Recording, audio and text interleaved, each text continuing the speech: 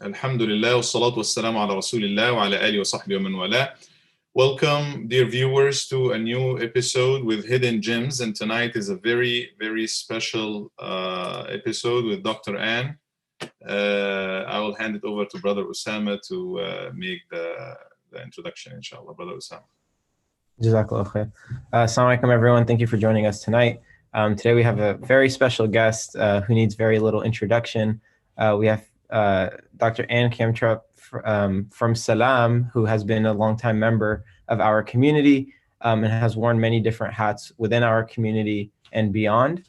I will actually take on a different format this time around, and we'll be asking Dr. Ann, questions along the way to kind of give folks a little bit more insight into her life, into her development, career-wise and personally, as well as within the community.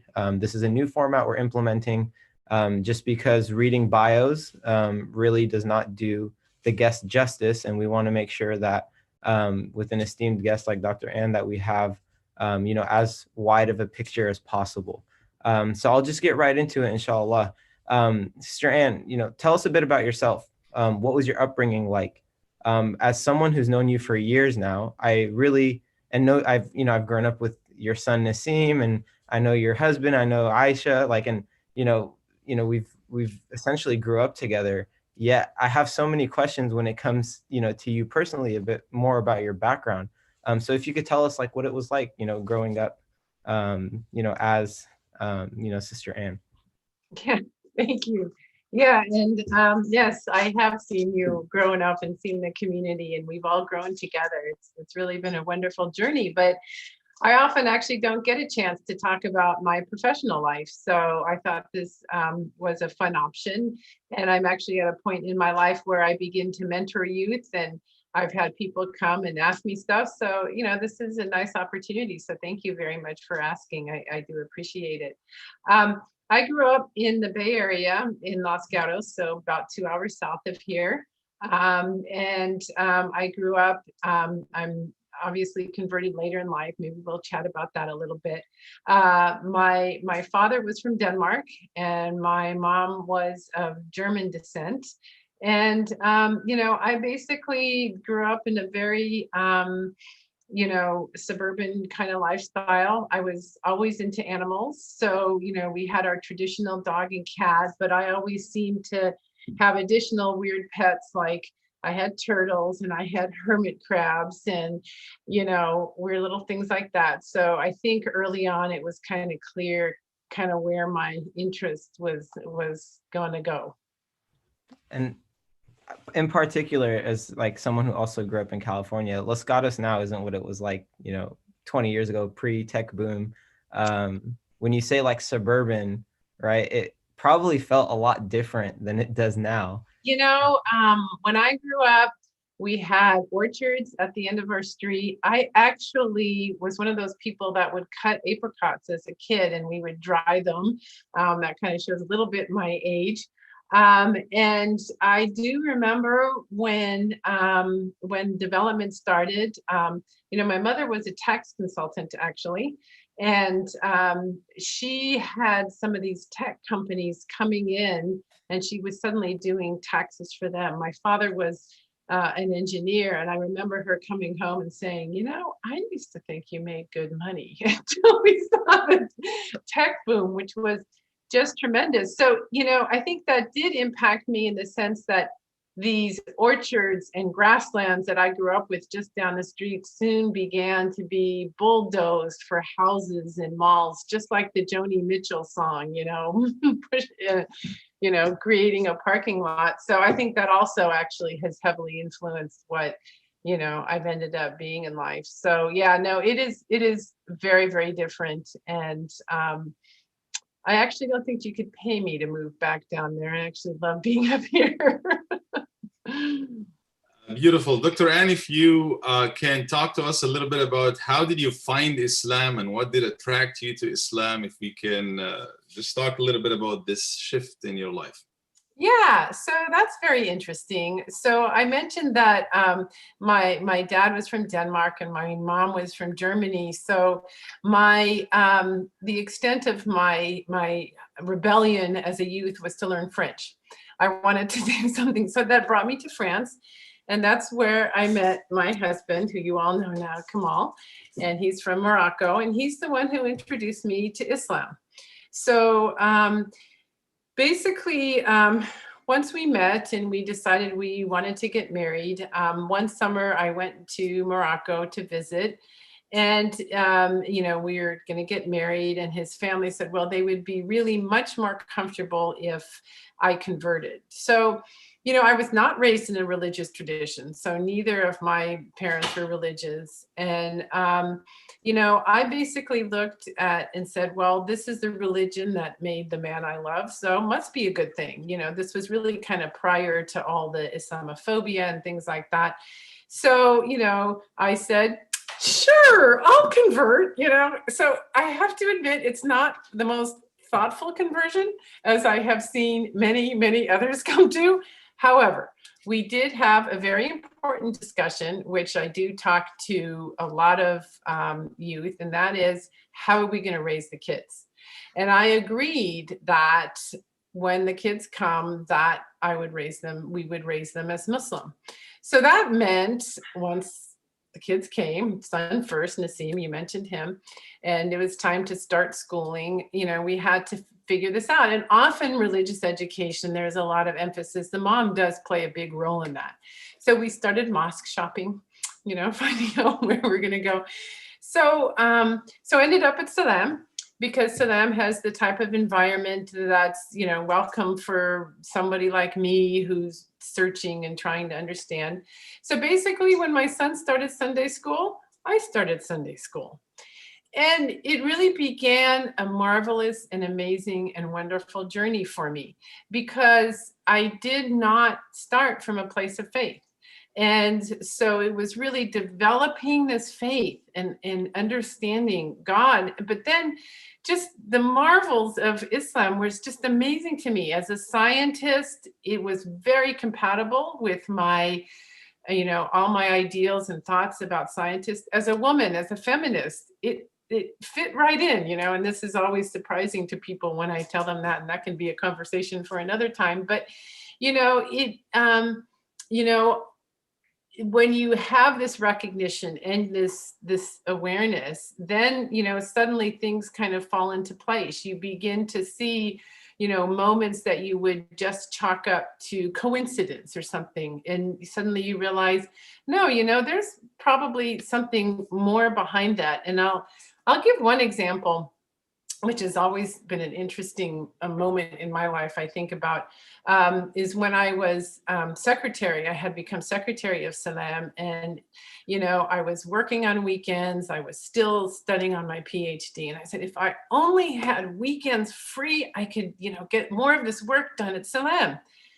That weekend, the place I was working at, they said, we're not doing these animal clinics anymore, so we don't need you anymore. So suddenly I had my weekends free, and I thought, oh, well, that's kind of a bummer. I don't have that income, but, you know, that's okay. But so I'll start working on the Salam stuff. So I start working on the Salam stuff. And then a week after that, suddenly I get a promotion in my regular job, which more than made up for the amount of salary that I lost. And I thought, you know, had I not been a person of faith at that moment, I would have chalked that up to, you know, coincidence. But I look at it more now as, subhanAllah, you know, I was looking for something to do for Allah, and he's like, okay, let me make that way clear for you. You know, so it's really interesting. Dr. Ann, that's very interesting, and I see a lot of interesting things as I'm listening to you right now. A Californian from a Danish and German descent, meeting her other half in France, and then shifting into another religion. That's an interesting package in there. So I guess that's probably what attracted you not only to Islam but to Salam as well, that variety or diversity. If you can talk to us about this interesting package, that would be great. Well, yeah, I mean, it is kind of an interesting package. I actually have, I have an identical twin sister, and she married a Republican, which my mother said is as foreign as you marrying a Moroccan. So, but she actually ended up converting him. So, you know, we're all a happy Democratic family now. But then I have an older sister who married someone of Jewish descent. So we have a very, you know, diversity is the thing. And I think that is exactly what attracted me to Salam. The fact that you can have people with so many different backgrounds and still come to a common understanding and a common faith and a common belief. And not only, you know, backgrounds, but coming to it from so many different paths. You know, the Care for Convert group is a really fun one to be in, to hear how different people, you know, that's why I listen to some people's story and I'm like, wow, that was work. I mean, so it's wonderful, the diversity. You don't see that in many other religions, hardly. You know, this diversity is just fantastic. Yeah, somehow that's, you know, that's amazing to learn. And I think just seeing the trajectory, like, of course, we're like, you know, zooming into like just a very small portion of your life here. Just seeing that makes me think, you know, you talked a little bit about your childhood. You talked about like, you know, your developed, you know, love for Islam, you know, something that just started off as like, you know, a decision because of someone else and then grew into like, you know, like, and that story is like, really, you know, I've heard so many like it in that like someone will make a decision for the sake of Allah and Allah will just open all the doors for them without even like them knowing. So I guess my follow-up question is, where did you see, you know, childhood Sister Anne that loved to prune apricots and, you know, spent time in orchards? Like, how did you find that to be compatible with Islam?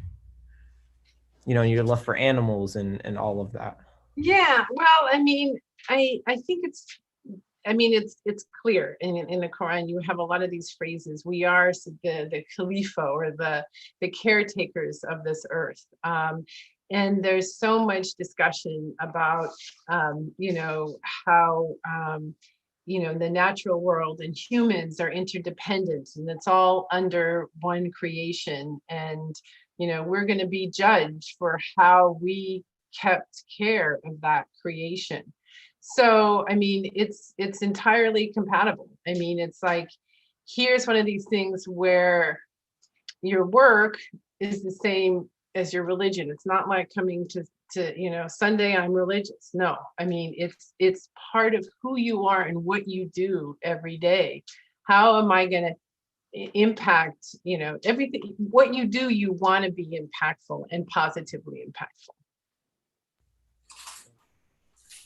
Dr. Anne, if we can move on to the public health arena that's very popular right now and almost necessary. So how did you get in there, and what's your perception of public health, as well as how society's view was early on in your career?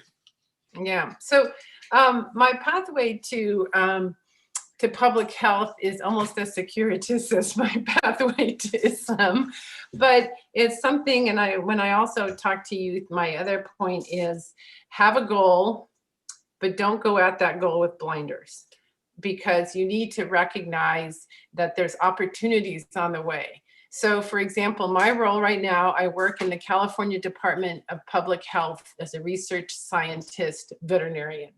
I did not grow up at age 3, at 5, and saying, I want to be a public health scientist. You know, you know, this is obviously going to be a journey. So, you know, with my love of the environment and animals, I studied zoology at UC Davis. So that was my first view of world as a system. The world is a system. Everything is connected. And so then that led me into veterinary medicine. And that actually, I had decided I wanted to go into veterinary medicine when I was in high school. And so, but because of the zoology background, that made me realize, well, it's not just cats and dogs, which are wonderful creatures. I've got a cat myself now, and bird and chickens and all that kind of stuff. But it's also wildlife. And so I actually did a big focus on wildlife and large animal, because these are things that we as humans interact with.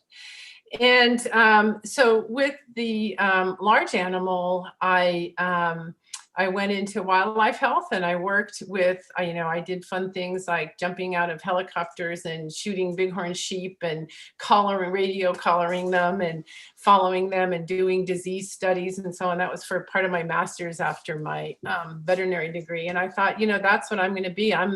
We're going to head off to the wilds of Africa. We're going to be doing some neat things. But, again, here's another thing that, Allah, you plan, but Allah plans better, right? So, I actually was on the list. I was going to become a wildlife vet first for California, and the economy tanked. They cut all these state jobs, but at the same time, there was a human case of this parasite I was studying in bighorn sheep.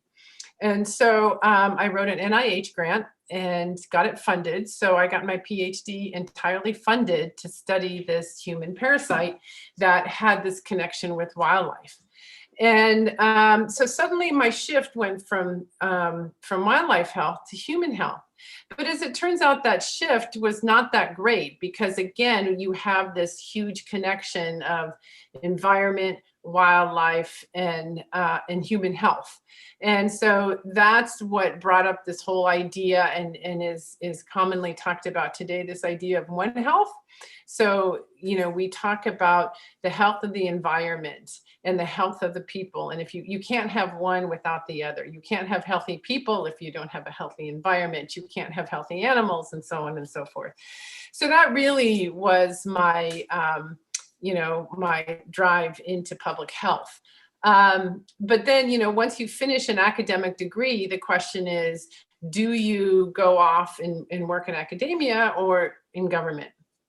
And I did some interviews for academic positions, but I ended up working in public health, and specifically continuing work on vector-borne diseases. So vector-borne diseases are things like West Nile virus. So the vector is the mosquito, and that goes from animals to, from birds to people. I specialize in tick-borne diseases. So Lyme disease and the other parasite I was studying, and, this sort of stuff. So again, important things. And I work now on plague. We just had a human case of plague earlier this summer up in Lake Tahoe. So that's fleas, and that's all really interesting too. So as a veterinarian, my impact is we do a lot of work in my section working on small mammals, so trapping rodents. And so I have to write all the protocols and make sure all the, animals are treated right and such like that. So, I play a role in that, as well as doing the studies of the diseases as well. You asked Dr. Amar about how attitudes of public health have changed over time. They have evolved over time for many, many reasons. I remember growing up, my mother also was a bacteriologist at one point in her life. And I remember looking at her textbooks as a kid. And my thought about public health was, oh, that's tropical diseases. But public health is, everything around us. Everything is public health. The water we drink is public health. Mental health is public health, And so, I think people are slowly beginning to realize that. But, when I grew up, it was the white doctor, or the doctor in the white coat and stethoscope, and he had a voice of authority, and people listened to that. But over time, that authority, whether it be through the internet or whatever, that authority was not trusted anymore. And so, with public health, we've had to find different ways to convey messages and, really talk about, how do we keep populations healthy? It's really easy for people to think about me and my health. but it's very difficult for people to think about how does what I do impact the people around us. You know, there's great movies to help us on that. You know, Outbreak, that was one of my favorite movies. A little over the top. Contagion, that's a really good movie. But that really exemplified a lot of the roles of what public health people do. You know, they're in the labs, they're out in the fields. I was sad in Contagion when the epidemiologist, they killed her off pretty soon. But that's the kind of stuff that, you know, our EPIs and people do. They do put themselves on the front line. Yeah, and just kind of hearing all that, you know, has me thinking of two things. One being our guest last week, Dr. Hamad Khan, like he went through the public health route, and we're seeing that so many young medical professionals now are taking a stop at, you know, to study public health and get like a wider scope, a wider perspective before they go out into the field. And I'm seeing that more and more with colleagues and things like that. And it's really, like you said, that community-based health, understanding how, you know, what my decisions affect others, et cetera, is starting to become something that is considered at the forefront. And of course, that you mentioned vector-borne diseases and, you know, just, you know, epidemiology in general. And we're in the era of 2020, the year of the pandemic. So, you know, with the coronavirus, we've seen a higher focus on how our decisions affect others, number one. And number two, I think more so the effect of human activity on the environment and the early stages of COVID-19 highlighting how detrimental human impact has been on the environment, you know, in the examples of smog reduction due to the virus and things like that. I think it's highlighted so much, right? And how do you feel like that plays into the narrative? Do you feel like, you know, humanity will heed this warning and, you know, consider it in the future? Will this create a cultural shift in how we conduct our everyday lives? Or do you think people will be heedless and forgetful and just continue on?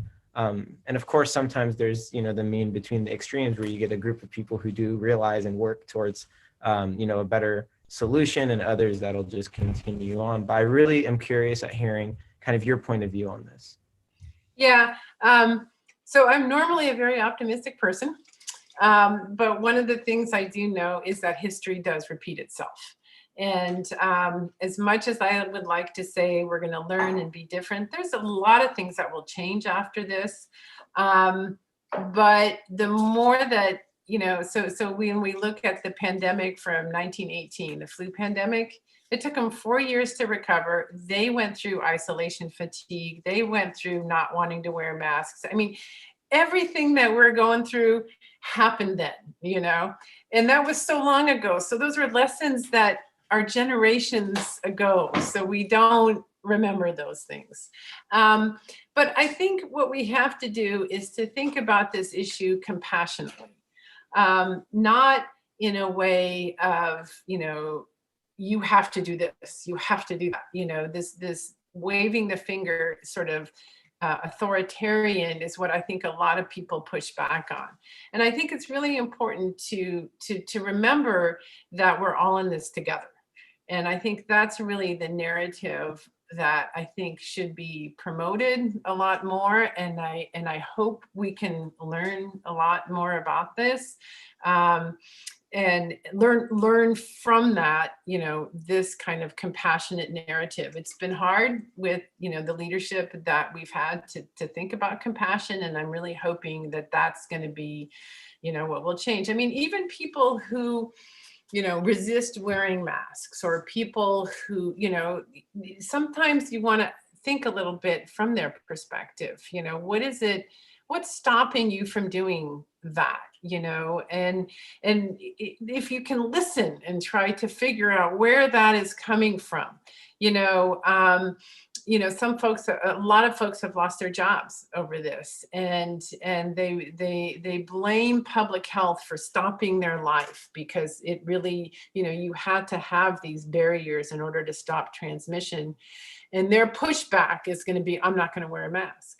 And so that's where you have to, backstep and try to understand compassionately where that comes from.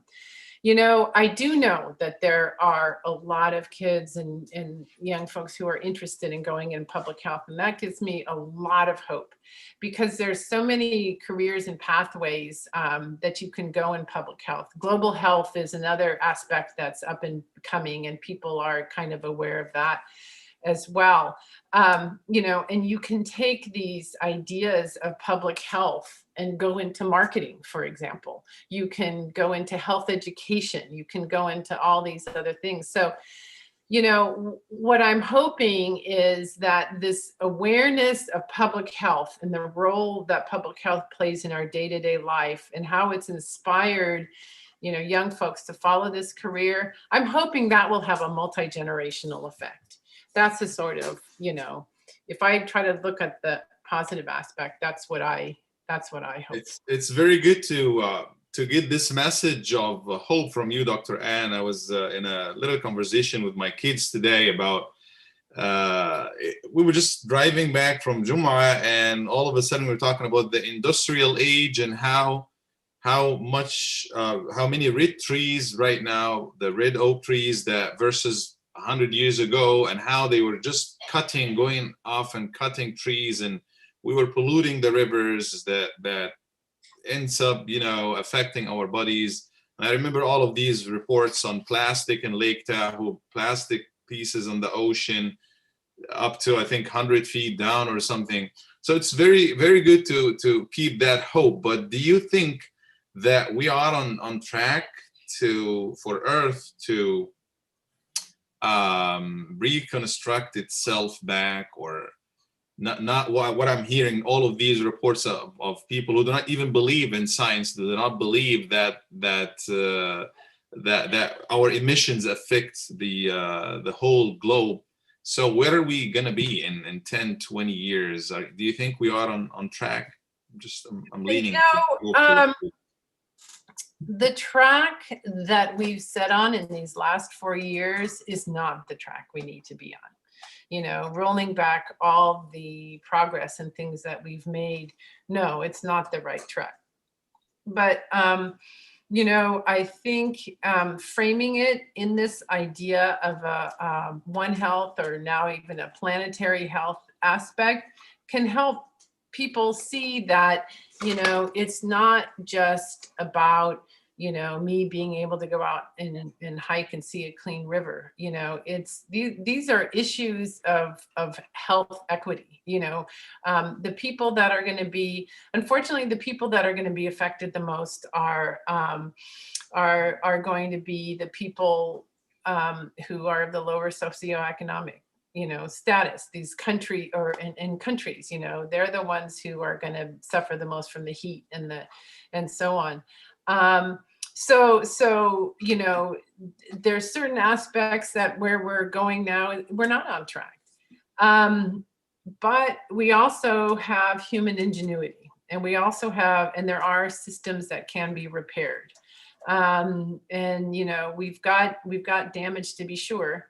But I think if we don't refocus and make climate issues and environmental issues the top of our priority, we're going to end up with more pandemics. I mean, this pandemic, is a result of people going more into forests where humans and animals didn't interact before.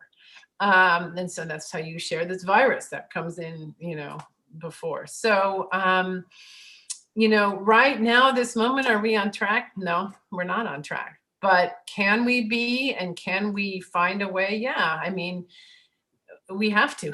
It is our, what we have to do. And there's so many people who are working on this, and so many good and so many very smart people who are working on that. And, I think that really, that has to be the focus of what we think about day to day. And COVID-19, I believe, is a big alarm for us to Absolutely. work together, at least, because whatever happens on the other side of the world can come to us in no time and affect our day-to-day lives. Right, exactly. We're connected, as they say, by a plane. The world is a plane right away. And so, these things, it's not just our problem anymore. We are a global village. Yeah, it's funny you say that about being connected by a plane. A few weeks ago, I traveled with a friend of mine who hadn't traveled in about, I think, 13 years. And he's around my age, so he was a child last time he traveled, and he was just reflecting on it, and he's like, it's crazy. We jumped in a metal box that has wheels. It took off into the sky, and now we're hundreds of miles away in another place in the matter of 3 hours, right? So to think like you talked about the flu in the early 1900s, and how maybe transportation and globalization was not at the level it's at now. But now, as we start to connect more and more and more, we are starting to see that our lives are really interdependent. And on that note, I'd love to ask, what's one thing that you'd like to see future generations hold at the forefront when it comes to a life that's conscious of others, of other humans, of animals, of the environment at large? And from the example of the Prophet ﷺ, this is something that we do hold at the forefront, to take into consideration the whole ecosystem that we live in. The physical has an effect on our spiritual, and vice versa. So I'd love to hear, what recommendations or advice you have for future generations. So, your question in and of itself is actually the answer. And that is to be very conscious of the fact that we are part of the system. I would really like people to stop thinking me and think we. And that is, the biggest change. We talked about, how our health is impacted by the environment. We think about animal and how we get there. A lot of times is you have to find what it is that is going to spark an interest in somebody. So, somebody wants to grow up and be an ecologist. That to me is as important as somebody who wants to be a doctor. Because you think about our warming oceans and how that impacts, for example, our whales and otters and, this sort of thing. And if somebody's going to work on that system and going to make that system healthy, that's going to make us healthy too. So, I want to think, I really want our youth to think, beyond traditional kind of careers, and to think about what are careers that I can have that can impact, the world around me. And it doesn't matter if it's a human, it doesn't matter if it's an animal or environment. Anything you do that's going to improve that aspect is going to improve things for everybody. And so that's what I would like to see. I'd really like to see a focus on the we. I think you're muted. Oh, sorry. I would like to take a quick shift, if you don't mind. I would like to really share with everybody what you do as the Imam of the Masjid. I see you doing a lot of stuff. Most of these are behind the scenes, mashallah, as you take any project, and I know this is taken care of. And it's a wide variety of projects I've seen myself. This is my little testimony here.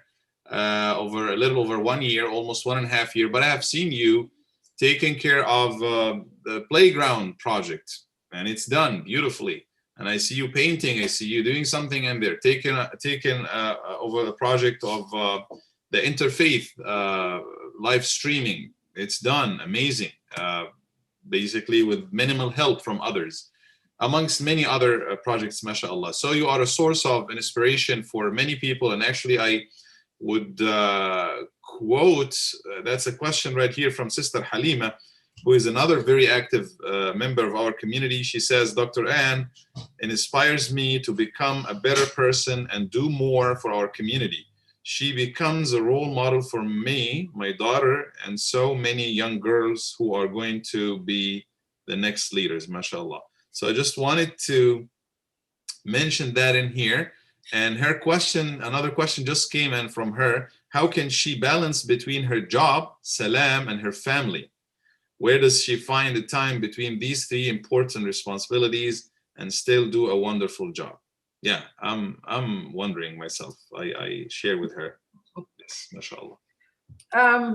So, you know, I mentioned at the beginning that I came to Islam by starting Sunday school with my son. So here I'm going to school with him. And then I look around, I'm like, well, you know, there's no recycling program. So what is it that brings me into volunteering with the Salam is what is important to me. And that's an environmental issue. And I started out by dumpster diving and doing a recycling program at Salam. And so, so what did that do? So then I'm there with my son. And this is the other story I like to tell about my daughter. When my daughter was born, you know, she came real fast and I was doing good. And you know what? The next day we had a fundraiser at Salam. I brought her along. My daughter's first day of life was at Salam. Amazing, mashallah. So, and now what? My husband is now the principal of Salam. So how do you balance it? You bring them all along. That's the point. It's not one or the other. And you know, that's the same, you know, when you think about what I, you know, do as a living and you know, everything's connected. Well, this is connected too, you know. You know, while I still, you know, have the job I do is very different than what I do at Salam, but you know, I might learn technological things at my work that I can bring to Salam, and actually vice versa. It all becomes a very positive feedback kind of loop, and you know, it's just the balance is that you bring everybody along. And that's the family part, you know. Could it be a sense of responsibility, Dr. Ann? You see something and you feel that's my community. I think something needs to be done in here more than just throwing the idea out there, because as the Imam, I receive tons of good ideas, but many times when I ask the same person, can you come and do that? They might try to find an excuse. So I see you many times even giving me ideas for khutbahs, and they turn out to be amazing. I love these ideas and I go take them and work on them. So you see something or you feel there's something that needs to be done, you do it, you take the lead on it for the most part. So, or I find ways to bring others along to lead, because that's the other. That too, right. But what you described, you know, I know that very, very well. You know, when I was in different leadership positions in Salam, I would get a lot of people coming up and saying, you know what you should do? And so I would listen and I call those people the shoulds. That is a great idea, I would say. Now, can you help me implement it? Because I can't do that. I love your idea. And so, you know, this idea, and this is what, you know, Sister Halima has been teaching to the youth, and I've seen it expressed in my daughter's college applications. I'm so proud, mashallah. This idea of shared leadership. And that's what we have to think about, is that, you know, yes, I take on a project and I can do it. But, you know, I would love, and I try to find other people to come along and do it with me. And then they can do it later. Brother Asif and I just did a really fun virtual interfaith tour of Salam, basically, for Christian brothers. So we brought the youth along. And mashallah, they did an amazing job. And to me, it's like, that's why we do that, because these are the ones, you know, you give them these pieces that they can do, and they do way more than you can expect that they can do. And so, when the should comes up to you and say, you know what you should do, or I have a really great idea, then the answer is, that is a great idea. And now help me sit down and implement it. And I know, sometimes you just need to give them that little extra push. I know somebody who could help you with that, but, and then other times, if they're just going to say, well, no, this is just my great idea. Well, then unfortunately, that's what it's going to remain, is just my great idea. So, yeah. And, I've had a couple of moments, where I've had the great idea and I've realized it's such a great idea that, if it's going to happen, I'm going to have to push it forward. And so otherwise it's just an idea. Jazakallah khair. I guess we've, the conversation's progressed beautifully. I think we've transitioned like really well. And like my next question actually fits right in.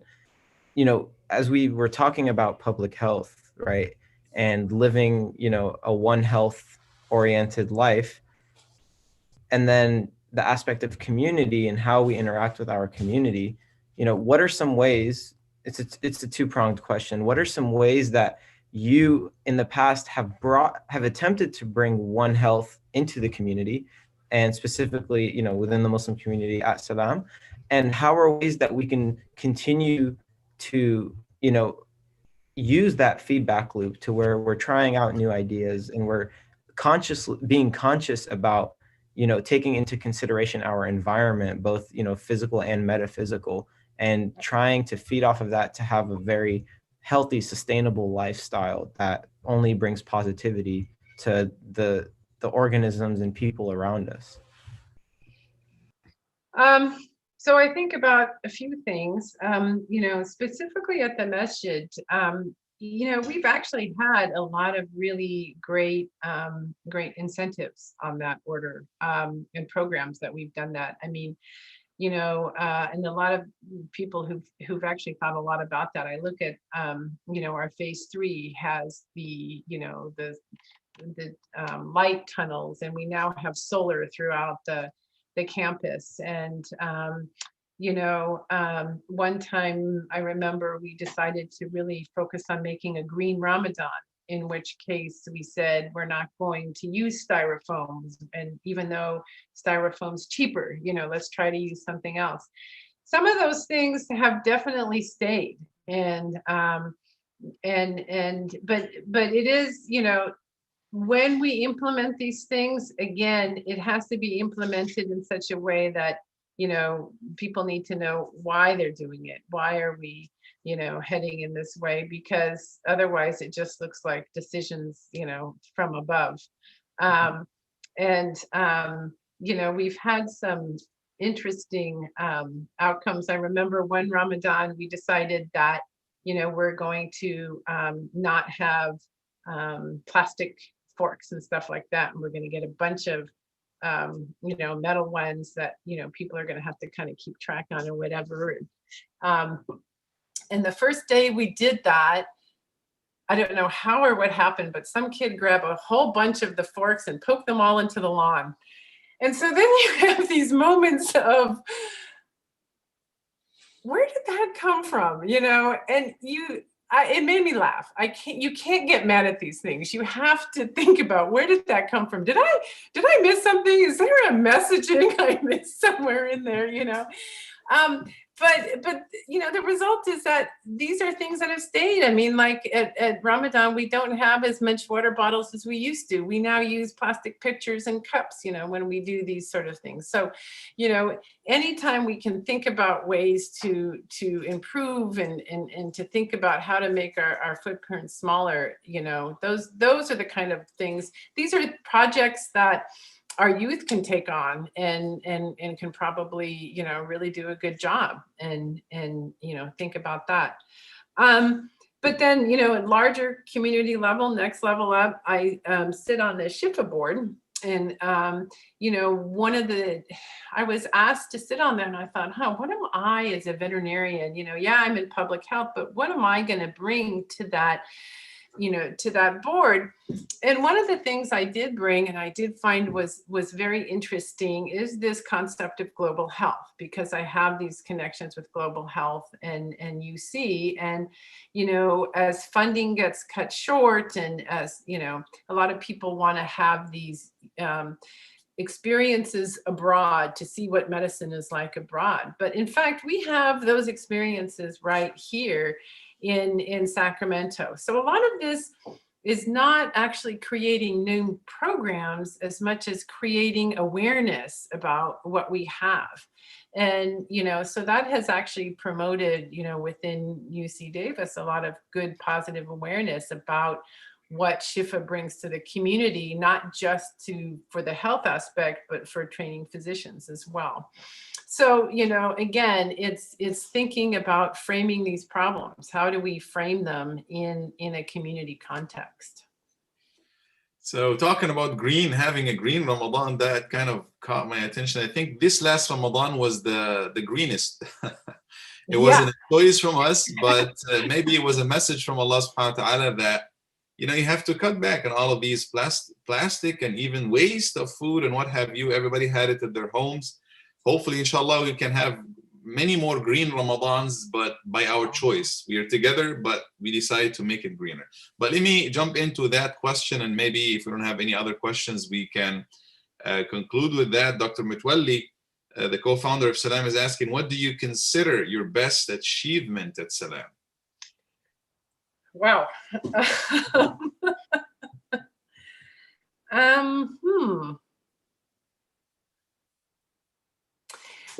I would say being in leadership at Salam has been such a privilege. And, I have learned so much from everybody. When I became chair, I was also starting this whole journey of what does it mean to be, a nonprofit organization? What does it mean to lead a nonprofit organization? And I took a leadership course, a dialogue course, a communication course. And, I brought different methods and ideas to Salam, to our board, to our management on how to, make things run. And, some of them were complete flops. I remember one time, when I first became chair and we want to try to, by the book, you're supposed to try to make your board connect. So I would say at the start of every meeting, let's talk about some great accomplishment you did this week, and I couldn't get anybody to tell me an accomplishment they did or anything that they were proud of. And a little while later, I realized, because culturally, that's not what Muslims do. Muslims don't stand up and say, well, look what I did. But there were other things I did from that, like, start having, pre-board kind of meetings and meet and greet and whatever. And so now what I see is a really cohesive management team. And it doesn't matter who's in charge. Systems have now begun to be put into place. Everybody has contributed to that. But, I think if I were gonna, I just said culturally, we're not supposed to stand up and say what we did. But if I'm gonna say, I'm happy to see, I'm really proud of our management team. I really think this focus on trying to stay connected, communication, it's so key for the whole institution. All right, Jazakallah khair. I want to take one last chance to ask anyone who is tuning in if they have any questions. If you have a question, please submit through the Q&A or the chat, and we'll be happy to ask. We are running out of time, so I'm just going to do one last call before we wrap up, inshallah.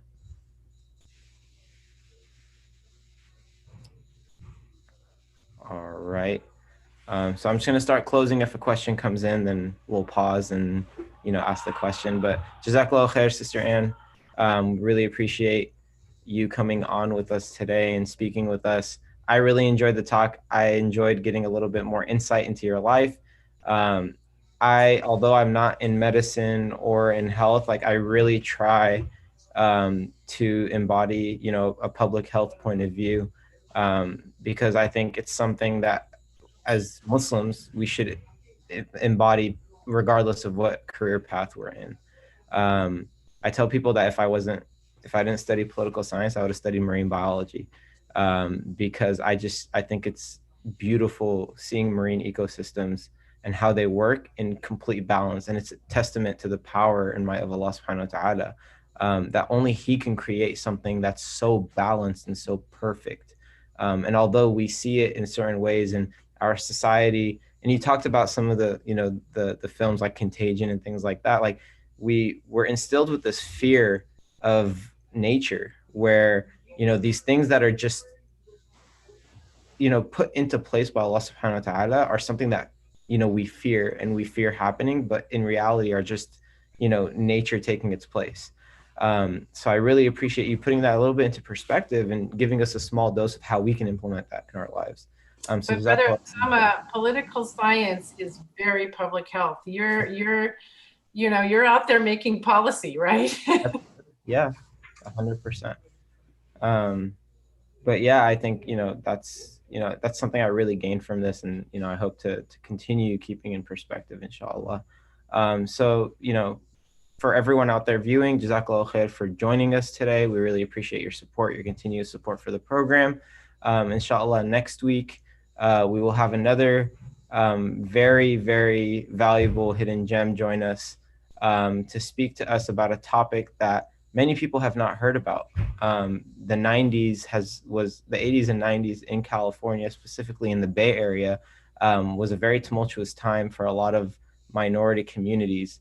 And this next guest, inshallah, will be putting into perspective his growth and his upbringing in the Bay Area in the 80s and 90s, and what it was like to be a Muslim in the Bay Area with all of the different challenges, gang violence, all of the different challenges for a young Muslim to grow up in.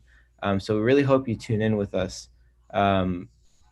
next week, inshallah, to hear from that. We do have one last question, so I will throw it in there. Brother Kamal asked, what struggles did you face from becoming a Muslim? And we can close out with this, inshallah. Yeah, that's so funny. You know what? I did not face any struggles becoming a Muslim. I would say if I have a struggle now as a Muslim with all the outreach that I do, I would love to see more Muslims show up. I am tired sometimes of being the only Muslim in the room. So let me put that out there to all those listening. If there's an opportunity to show up and represent Islam, be a Muslim, show up, because that's where we need you. Thank you very much, Dr. Ann. It was amazing to be with you for that past 50 minutes or so, almost an hour. It just flew by very quickly. May Allah subhanahu wa ta'ala bless you. And thank you for all the services that you render to our community and the leadership and inspiration. May Allah subhanahu wa ta'ala bless you, and may Allah subhanahu wa ta'ala continue to use you for the best, inshallah. Thank you very much. Thank you, Usama, as well. Jazakallah khair. Imam, do you want to close us out with a quick dua, inshallah? Sure. Bismillah ar-Rahman ar-Rahim. In the name of Allah, the most compassionate, the most merciful. Alhamdulillah, wassalatu wassalamu ala Rasulillah. We praise you, O Allah, and we send the best of peace and blessings to the soul of our Prophet Muhammad sallallahu alaihi wasallam. O Allah, guide us all, Ya Rabbal Alameen. O Allah, give us guidance. O Allah, keep us on the right path. O Allah, use us for the best of ourselves, our communities, our families, and the whole world, Ya Rabbal Alameen. Allahumma ameen. Jazakumullahu khair. Thank you. Jazakallah khair to everyone.